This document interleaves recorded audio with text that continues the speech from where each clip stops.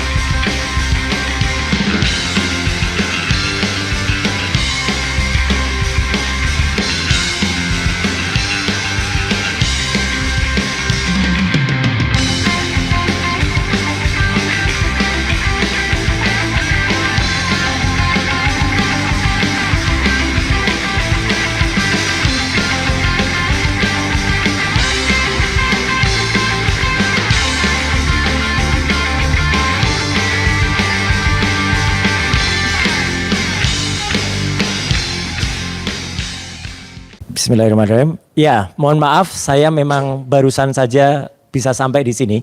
Karena sebagaimana diketahui dalam berita yang sedang viral hari-hari ini, 2 hari terakhir ini Jakarta horor lalu lintasnya, terutama di kawasan Senayan.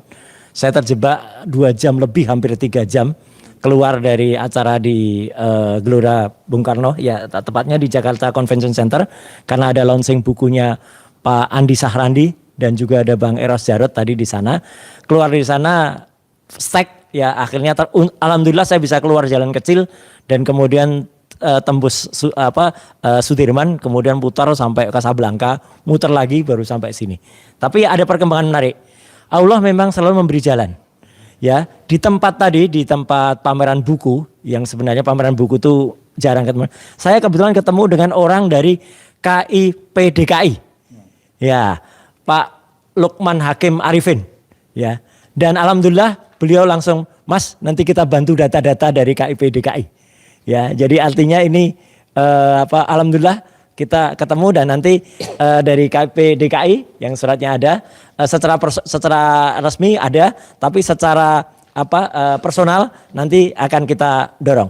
Ada hal lain yang sedikit menarik ya, Bang Refli dan juga Bang Pak Abdul Al-Katiri ya.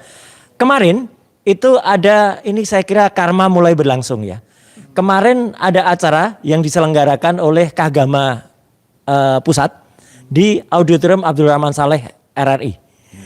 Acaranya namanya Indonesia Merdeka AI ya gitu. Pembicaranya hebat-hebat. Ada Erlangga Hartarto, ada Nesar Patria, ada Ova Emilia, ada Wening.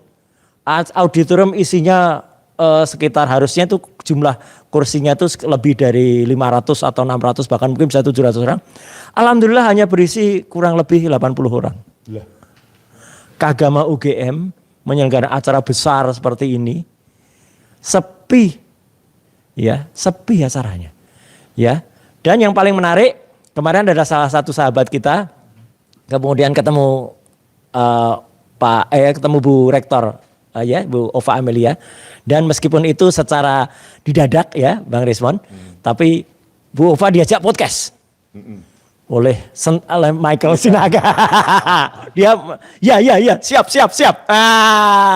Jadi kita tunggu nanti ya, kalau jadi podcast benar, kalau berani ya gitu, kita akan undang juga Bang Resmon, saya gitu ya, untuk ngajak Bu Ova Emilia untuk podcast ya bersama. Nih saya nggak bohong ya, saya nggak omon-omon. Buktinya orang yang ada di dalam hadir kemarin tuh cuman segelintir ekor segini nih, ya gitu. Dari ruang yang sangat luas, isinya cuman nggak lebih dari 80 orang, ya. Padahal nih sedih saya, selaku anggota keagama saya melihat kayak gini dan dulu pernah menjadi Dewan Pakar Keagama, melihat acara resmi kayak gini kok kasihan sekali Mas Refli. Jadi ini akibat dari itu tadi yang ceritakan Bang Resmon. Mulai ketidakpercayaan ya internal UGM sendiri terhadap acaranya sendiri. Jadi kita tetap jalan teman-teman, dan kalau ada yang mengatakan tuh udah kehabisan akal untuk mengejar-ngejar ijazahnya Jokowi, sama sekali enggak. Kita justru masuk ke syarat-syarat yang sangat-sangat telak sekarang ya, mulai muncul di Komisi Indonesia KPUD DKI, kemudian juga ke Komisi Informasi DKI dan juga ke tempat-tempat lain. Jadi insya Allah tunggu saja beberapa data-data krusial yang akan kita lakukan, meskipun kita sedang juga mencari, atau bukan mencari ya, sebenarnya kita sudah menemukan. Kemarin jawaban dari Pak Menteri melalui WA ke saya itu sebenarnya luar biasa bagus sekali ya gitu. Jadi cuman sebaiknya memang Bang respon, kita juga semuanya akan melakukan prosedur surat, jadi surat resmi kita masukkan, terus kita tunggu karena Pak Menteri udah akan berjanji akan menerima kita juga ya gitu. Jadi kalau itu diterima bagus, untuk anaknya juga akan kita proses, tapi bapaknya juga tetap kita lakukan. Dan terima kasih sekali lagi semuanya untuk yang sudah membaca, membeli buku Jokowi White Paper. Saya kira itu aja dulu Bang Refli yang bisa saya sampaikan. Terima kasih. Iya, kita sudahi dulu ya klaster kedua, bicara mengenai penggalian informasi. Nah, ini klaster terakhir, ada tambahan? Oh, KPU, silakan. Ada tambahan untuk klaster kedua nih. Terima kasih, kami lanjutkan. Memang belum disinggung soal KPU, bahwa beberapa 3 KPU kami mengajukan permintaan untuk ijazah dan data-data, yaitu KPU Surakarta, Jakarta dan Pusat. Tetapi yang menjawab pada kami tanggal 22 September adalah Komisi Pemilihan Umum Provinsi Daerah Khusus Jakarta, DKI. Yang mana di dalam ini suratnya ya. Ya, yang saya agak heran kemarin ketentuan KPU nomor 73125 itu kan dibatalkan. Tetapi di dalam surat menjawab kami itu menggunakan rujukan-rujukan yang digunakan di surat keputusan yang dibatalkan itu gitu loh. Tapi di sini tetap bertahan bahwa menyatakan bahwa data itu tetap data pribadi. Ini menunjuk pasal 17 H khususnya, ya kan, 17 ayat 1H itu yang mengatakan bahwa data-data itu adalah data tertutup ya, terbuka tanpa menyinggung pasal 18-nya. Lah ini kan menarik, makanya saya katakan masa KPU sebagai suatu lembaga yang tertinggi termasuk di negara ini dan dipercaya untuk menangani masalah pemilu dan sebagainya di Indonesia ini tidak paham membaca undang-undang, jadi parsial undang-undang di situ. Bahkan kemarin di dalam pencabutan atau pembatalan keputusan KPU yang nomor 731 itu dia hanya merujuk pada dapat dibuka asal mendapatkan izin dari yang bersangkutan. Dia hanya menggunakan satu klausula itu. Padahal di dalam ketentuan pasal 18 ayat 2 itu ada 2 ketentuan. Selain itu, dan itu adalah ketentuan alternatif, bukan dengan kumulatif dari kemarin. Itu alternatif atau gitu di situ. Nah, di situ satu atas yang A itu atas persetujuan, yang B-nya menyatakan jika digunakan untuk jabatan publik itu harus dibuka. Itu tidak disinggung.